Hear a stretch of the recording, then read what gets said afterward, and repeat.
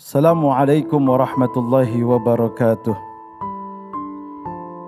Bismillahi walhamdulillah. Alhamdulillahilladzi ahallan nikah wa nadaba ilaih wa harrama syifah wa wa'ada alaih. Ashhadu an la ilaha illallah wahdahu la syarika lah wa ashhadu anna sayyidana wa maulana Muhammadan abduhu wa rasuluhu la nabiyya ba'dah. Allahumma wa salli wa sallim وزد وكرم وعظم على هذا النبي الكريم سيدنا وحبيبنا وشفيعنا وقرة أعيننا ومولانا محمد وعلى آله وصحبه أجمعين. سبحانك لا علم لنا إلا ما علمتنا إنك أنت العليم الحكيم. قال رب اشرح لي صدري ويسر لي أمري واحلل عقدة من لساني يفقه قولي. أما بعد. Hadratil Mukarramun, yang mulia para alim, para ulama, para habaib, para masyayikh, para tuan-tuan guru, kita doakan mudah-mudahan guru-guru kita, ustadz-ustadz dan kiai kita semuanya dipanjangkan umurnya oleh Allah Subhanahu wa Ta'ala, agar bisa terus memberikan bimbingan kepada kita untuk menjadi orang-orang yang diridhoi oleh Allah Subhanahu wa Ta'ala. Host kita yang sungguh luar biasa, Ustadz Abey Gifran, yang semakin hari semakin ganteng aja. Allahu Akbar. Mudah-mudahan beliau istiqomah di dalam dakwah dan takwanya. Amin. Pemirsa Cahaya Hati Indonesia iNews TV dimanapun berada yang dicintai oleh Allah Subhanahu wa Ta'ala. Berbicara rumah tangga, kita semuanya pasti ingin memiliki pasangan yang ideal, pasangan yang baik, pasangan yang soleh dan solehah, pasangan yang seiring seirama sehidup semati. Maka rumah tangga ini diberikan cara oleh Allah melalui baginda Nabi besar Muhammad. Ketika kita ingin memilih jodoh, maka yang seperti apa? 4 hal yang harus kita kedepankan. Yang pertama, limaliha karena hartanya, wali jamaliha karena rupanya, wali nasabiha karena nasabnya, dan yang terakhir adalah wali diniha karena agamanya. Dan Rasul menekankan fazfariddin taribat yadaka. Pilih olehmu pasangan hidup yang mempunyai agama yang kuat. Agar apa? Ketika di dalam rumah tangga semuanya tertata, teratur, tersistematis dengan baik, sehingga menjadi keluarga yang sakinah, mawaddah, warahmah, dan insya Allah membawa berkah. Maka pentingnya untuk menjaga rumah tangga yang sakinah, mawaddah, warahmah, yang harmonisasinya seiring seirama, selalu ada kasih sayang, cinta, ada mahabbah yang pada akhirnya akan memberikan ketenangan kepada dua pasangan yang mengarungi bahtera rumah tangga. Artinya apa? Di sini ada penekanan bahwa untuk menjadi rumah tangga yang harmonis, yang sakinah, yang mawaddah, yang penuh dengan rahmah dan insya Allah bertambah berkah, maka ada hal yang harus diperhatikan. Apa? Suami istri yang pertama harus saling memahami, paham dengan sifat suaminya, istri paham dengan semua sifat yang terjadi dan ada pada suaminya. Suami pun sama, memahami apa yang ada di dalam diri istrinya, kekurangan tentunya, kelemahan pastinya. Sebab siapapun yang ketika menerima kelebihan, disitulah orang tidak jadi masalah.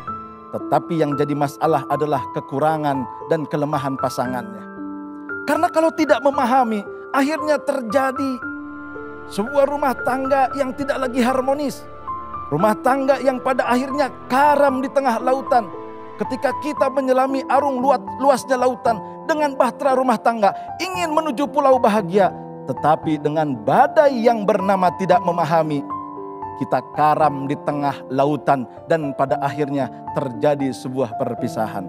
Ini kita tidak inginkan. Maka kita yang menjadi pasangan hari ini saling memahami dengan pasangannya. Ketika pasangan memiliki harta yang lebih, terlebih lagi kepada istri, suaminya punya harta yang banyak, harus diterima. Suaminya kekurangan harta, harus legowo. Sebab apa? Terjadinya pasangan hidup yang berpisah karena tidak bisa menerima kekurangan dan kelemahan dari ekonomi suaminya. Maka tegas para ulama mengatakan di sininya bahwa kita dalam ingin rumah tangga yang saling memahami, maka disitulah nanti akan terjadi harmonisasi. Rumah tangga yang harmonis harus saling memahami. Sifat istri harus dipahami oleh suami. Suami harus memahami sifat istri sehingga terjadi saling asah, saling asih, saling asuh. Apa itu saling asah? Membina dengan kekurangan.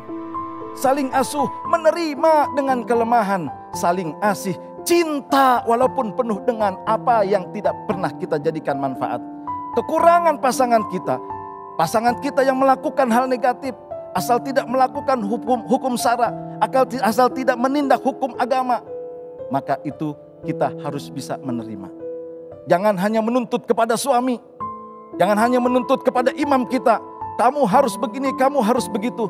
Akhirnya karena banyak permintaan, suami tidak sanggup sehingga terjadi pertengkaran. Gaji suami hanya sekian digit tetapi meminta lebih, dan ini kebanyakan terjadi di negara kita. Banyak istri yang menuntut suami sehingga mereka banyak menyalahkan daripada suami. Suami pun sama. Ketika ada pekerjaan rumah tangga, ada pekerjaan di rumah, jangan mentang-mentang pulang dari kantor, jangan mentang-mentang capek dari pekerjaannya, lalu mereka tidak mau membantu, mereka tidak mau ringan tangan kepada pasangannya. Apa yang bisa dilakukan oleh suami melihat pekerjaan rumah, maka disitulah tugas suami harus memahami apa yang menjadi tugas istri. Gosok pakaian, ngepel lantai, nyuci baju. Kalau suami bisa, istri lagi repot, maka suami berhak dan wajib untuk membantu pekerjaan istrinya. Maka disinilah hunna libasul lakum wa antum libasul lahunna. Kata Allah Subhanahu wa ta'ala, wahai kalian para istri, kalian adalah pakaian untuk suami, dan suami kalianlah pakaian untuk istri. Apa artinya? Kita saling membahu, kita saling menguatkan, kita harus saling mengerti di dalam memahami rumah tangga agar tidak terjadi percekcokan, tidak terjadi kesalahpahaman.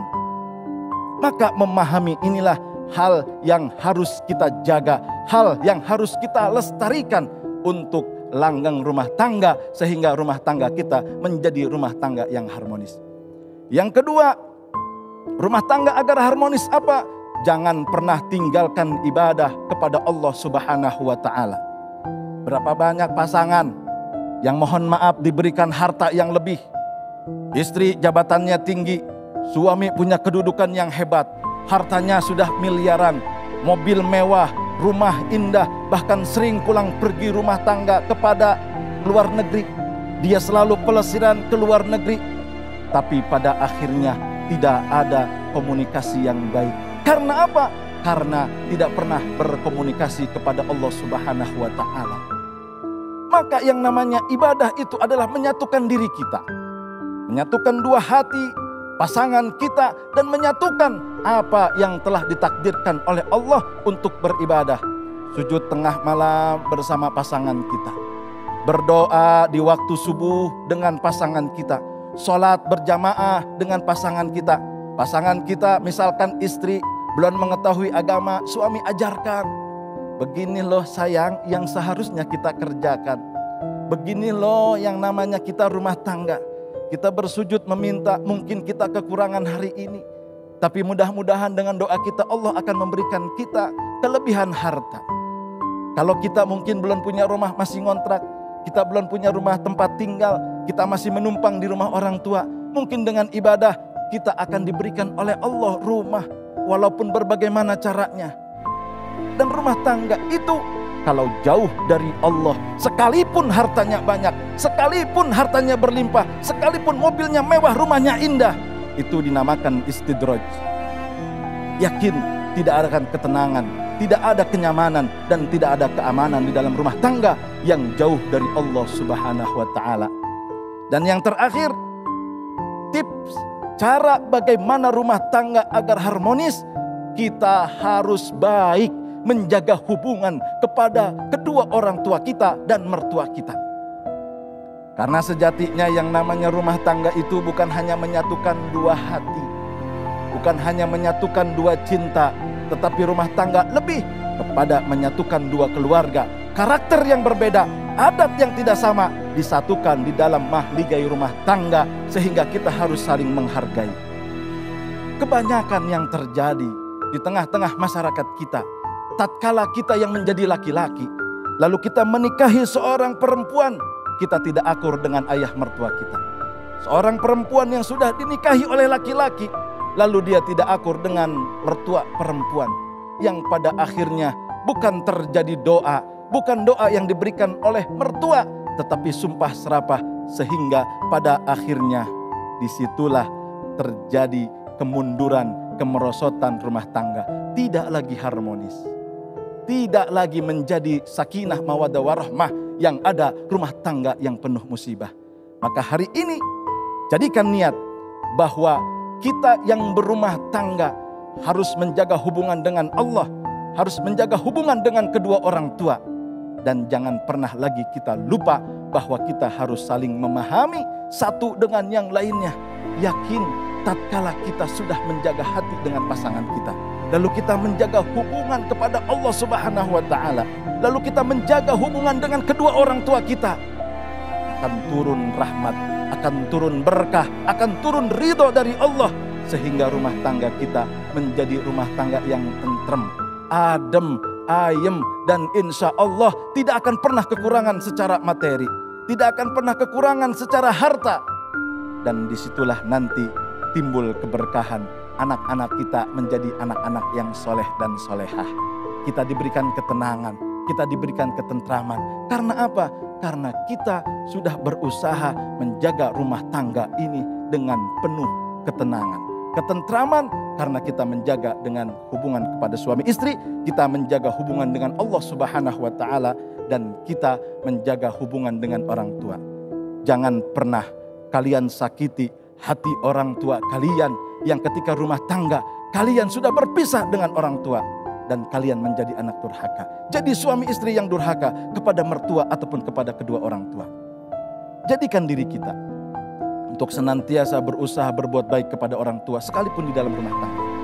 Dan yang terpenting, istri jangan sering menyalahkan suami, suami jangan sering menyalahkan istri. Agar apa? Agar di dalam rumah tangga terjadi komunikasi. Jika ada pertengkaran, jika ada keributan kecil, komunikasikan dengan baik. Saya yakin rumah tangga yang seperti ini saling memahami, lalu dia akan saling mengerti, dan dia akan saling mencintai. Dan pada akhirnya rumah tangga inilah yang disebut rumah tangga yang harmonis, rumah tangga yang sakinah, rumah tangga yang mawaddah, rumah tangga yang penuh dengan berkah. Dan insya Allah rumah tangga ini mengundang ridho dari Allah Subhanahu wa Ta'ala.